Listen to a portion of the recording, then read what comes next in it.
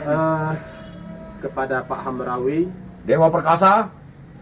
Dewa Perkasa, seandainya Bapak dipilih oleh masyarakat Indonesia untuk dipercaya untuk memimpin negara kita ini, untuk menjadi presiden. Seandainya apa program Bapak yang akan Bapak laksanakan, Pak? Seandainya jadi presiden. Santai, ngerokok dulu. Nah, ngerokok dulu. Cari inspirasi dulu. Nah. Jadi setelah saya cermati yang menjadi bala petaka segala kekacauan di Republik Indonesia tercinta ini, satu bencana alam, ya, yang bikin kacau Republik ini. Benar nggak? Benar. Nah. Kedua kali perbedaan merek, perbedaan aliran di agama dimanfaatkan oleh orang-orang berkepentingan untuk mengadu domba, untuk memecah belah sesama anak bangsa. Benar nggak? Benar. Masuk akal? Masuk akal. Namun nggak masuk akal biar termasuk siring baik. Ya. Setelah dua permasalahan, andai kata dua permasalahan ini bisa punya solusi, kita bisa ciptakan solusinya dari dua permasalahan ini sebetulnya. Kalau seandainya kita yang jadi presiden, ya enggak? Ya, benar. Karena kita punya pemikiran atau ilmunya, kita punya kekuatan doanya, tapi kita tidak punya kuasa. Setelah kita jadi presiden atau Pak Jokowi kalau sekarang dia punya kuasa mengatasi, menciptakan dua solusi dari dua permasalahan ini. Kemudian ketiga yang jadi beban NKRI ini masalah hutang luar negeri. Hutang bangsa ini, ya enggak? Iya. Ya? Hutang. Enggak tahu 5, 6, 7 kali ganti presiden enggak terbayar apa tidak hutang ini. Benar enggak? 7 turunan. Pertama masalah bencana alam. Kita jadi presiden, jadi gubernur, jadi bupati, jadi pengusaha, istri cantik, harta banyak. Kalau jelgum ditimbun gunung meletus untuk apa? Hilang semua, benar enggak? Benar.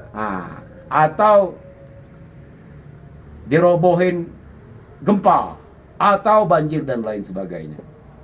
Sedangkan ini punya solusi sebetulnya. Andai saya yang jadi presiden, semua perusahaan gas di Indonesia ini, bahkan saya akan merangkul pemimpin-pemimpin negara di dunia ini untuk stop semua urusan gas bumi. Kenapa? Gas bumi ini diciptakan oleh Tuhan sebagai ruh, sebagai nyawanya alam ini. Fungsinya gas bumi ini pertama menyuburkan tanah. Makanya sampai ke sini sawah tidak subur lagi. Kebun-kebun petani ini tidak subur lagi. Ya. Nah. Karena inilah pupuk ciptaan Tuhan tuh ini. Barulah manusia buat kimia, pupuk dan lain sebagainya. Ciptaan Tuhan tuh pupuknya ini, gas bumi ini. Menyuburkan tanah fungsinya dan lain sebagainya. Membuat emas, membuat timah, membuat perak, membuat batu, uranium, gas ini. Nah sekarang bumi ini dibocori di mana-mana, orang ngambil gasnya. Sedangkan ini tanah, air, gas di bawah. Jadi kalau orang lubangin tanah, ya masuk ke dapur yang 3 kilo yang dijual ke luar negeri dan lain sebagainya itu kan dikit. Yang banyak ini lepas terbang ke langit.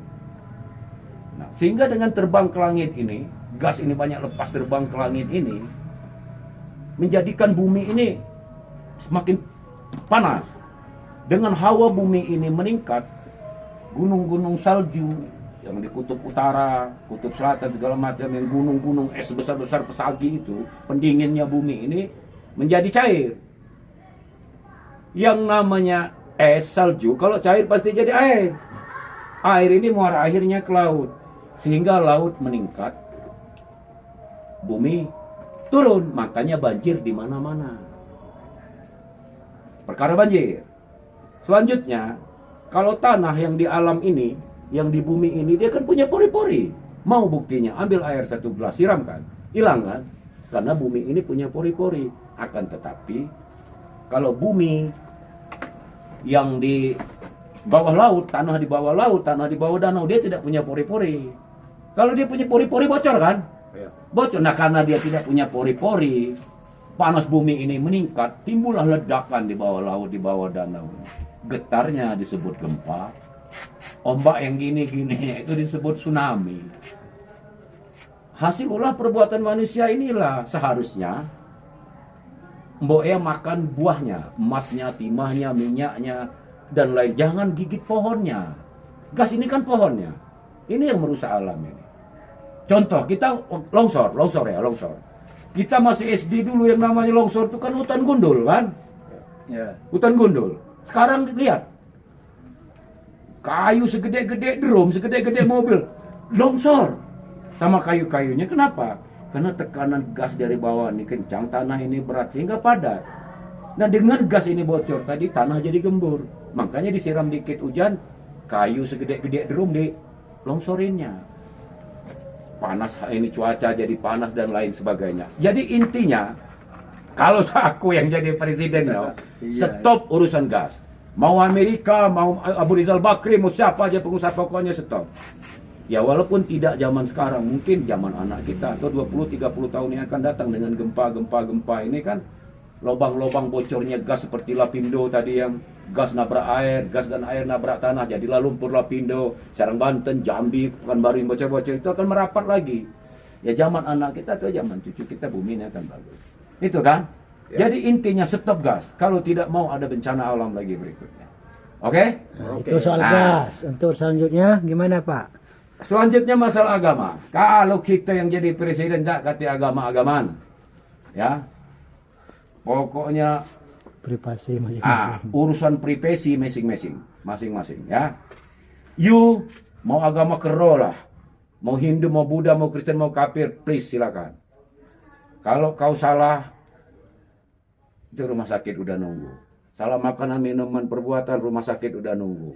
Penjara udah nunggu, kuburan udah nunggu ya. Kenapa agama ini jadi bisnis di penghujung zaman ini? Jadi bantuan ke pondok pesantren, bantuan masjid, vihara, gereja dan lain sebagainya. Pokoknya urusan agama jadi urusan pribadi manusianya masing-masing. You bagaimana dengan dirimu sendiri, you bagaimana hidupmu dengan manusia banyak, you bagaimana hidupmu dengan alam ini, you bagaimana hidupmu dengan tak caramu bersyukur dengan Tuhan. Jadi urusan pribadi masing-masing. Biar cobalah Singapura, mana ada demo-demo, mana ada ngebom-ngebom karena agama. Karena ceramah aja nggak boleh. Pokoknya ya bahas agama subversif. Negara di atas. Jadi kita tidak bisa diadu domba, divide impera, konflik segala macam. Sekarang kan bantuan pondok pesantren, bantuan masjid, bantuan piara, perang, berebut bantuan lah, saling pokoknya agama. Jadi termasuk di KTP nggak ada agama-agama. Mau agama apa aja silakan. Halo. Karena agama itu kan urusan pribadi. Ini yang bikin kacau republik ini, bener tak? Iya, bentar. Ya. Bencana alam, dan cobalah lihat kita di demo, ngebom, HTI, LDI, EPI, ISIS, Muhammadiyah, NU-an. Ini yang persaingan dimanfaatkan untuk politik, dimanfaatkan untuk jualan. Nah, untuk penipuan. Karena tempat persembunyian paling aman ini untuk nipu orang agama inilah. Bukan agamanya yang salah, agama itu benar. Kita nggak nyalain agama, tapi agama itu sesuai dengan ribuan tahun lalu. Tatkala manusia masih hidup di zaman jahiliyah. Jahiliyah itu artinya zaman bodoh. Bodoh itu artinya akal belum bisa mikir. Sehingga tidak bisa misahkan mana yang baik atau disebut jalan Allah itu yang buruk, perbuatan setan iblis. Ribuan tahun yang lalu. Sebelum ada polisi nangkap orang maling, sebelum ada LP, sebelum ada jaksa. Kalau sekarang apa kita zaman now ini apa kita nggak bisa, masih belum bisa juga misahkan baik dan buruk. Udah bisa kan? Nggak bisa. Nah ini yang bikin kacau. Jadi solusinya apa? Kalau aku yang jadi presiden, kamu mau agama apa aja, tulis urusan pribadimu. Kalau kau salah itu penjara udah nunggu, kuburan udah nunggu, rumah sakit udah nunggu. Jadi urusan privasi masing-masing, maksudnya agama, pemerintah tidak ikut campur lagi. Tidak ada bantuan-bantuan, biar tidak dijadikan lahan bisnis. Benar tak?